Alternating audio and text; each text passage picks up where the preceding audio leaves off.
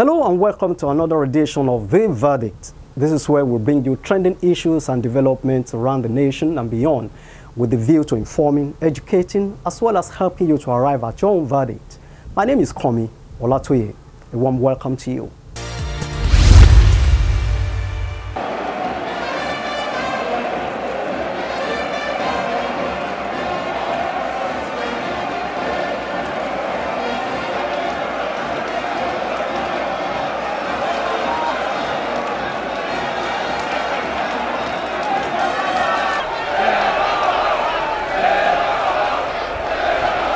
Well, that's not one of the ubiquitous motor park scenes you see all around you countrywide, but the chambers of the National Assembly where the President, Commander-in-Chief of the Armed Forces, Muhammadu Buhari, went to present the 2019 appropriation bill. And those who are seen are not street urchins or the ever-ready mob that springs up at a flip of a finger in the streets these days. They are your distinguished senators and honorable members of the House of Representatives, elected by you to represent you in making laws for the good governance of the country. Now, what could have been the misdemeanor of Mr. President to deserve this level of heckling and booing right in the inner sanctum of what they want us to regard as a hallowed chamber? Is this still politics? That the office of the President of Nigeria could be this denigrated? Seeing the President make his way into the chambers in that rowdy, disorganized chamber, one would have thought it was a walk through the busy Balogun or a Idumota market in Lagos. The noise, the shoving, and general lack of decorum is condescending and belittling. And guess what? The two heads of the National Assembly, that is, the Senate President and the Speaker of the House of Representatives, were in attendance. What a shame.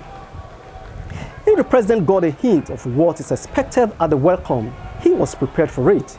And as much as the booing continued and punctuated his address, he continued stoically, only appealing to the legislators just once to save the country from further disgrace.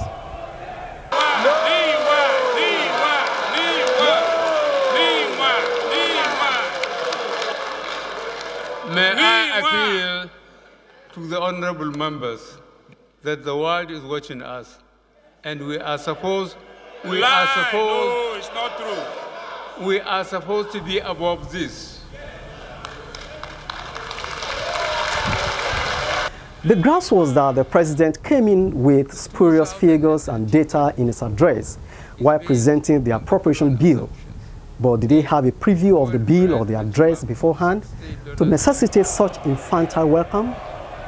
Now let's face it, cooked up figures and wrong data could be unseemly, even irritating, when it is to hide true situation of things.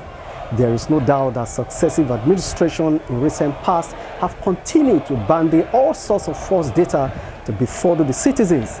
Not even this administration that presents a chaste front appears to be better. We all hate it. But for members of the highest legislative body to choose their chambers to ridicule the country's president in a manner reminiscent of area boys and rented crowd is most unfortunate. This is the same National Assembly that is going down in history as the most inefficient, lazy, and unruly in its departments, and less than distinguished or honorable in its action since the inauguration in 2015. The same National Assembly under whose watch a country's budget was held hostage and subject to all sorts of legislative rigmarole. The same National Assembly that has gone on recess or suspension of plenary more than it actually convened to do what is being obscenely paid to do. It is arguably the most disagreeable bunch of legislators in the Fourth Republic who has distanced itself from governance, but rather sees itself as the opposition to government. When the division of labor turned to division of vision, when the three arms of government whose separation is designed to ease governance and deliver dividends of democratic rule faster to the people turned to rival cartoon characters of the Tom and Jerry fame, I ask, how does a country progress with this kind of characters leading the way? No wonder they are abreast of the statistics and data, having worked so hard to make them happen.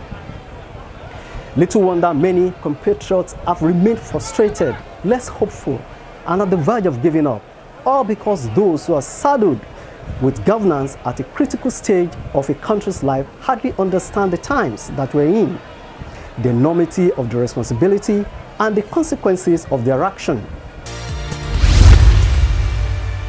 As we approach another election season, the campaigns have started, and many of these characters are already on the prowl, seeking for re-election. Now, before you make up your mind on who to return to the legislature, ask yourself, or maybe your current representative, what has been his contribution to your life, your community, or even the nation at large in the last 4 years?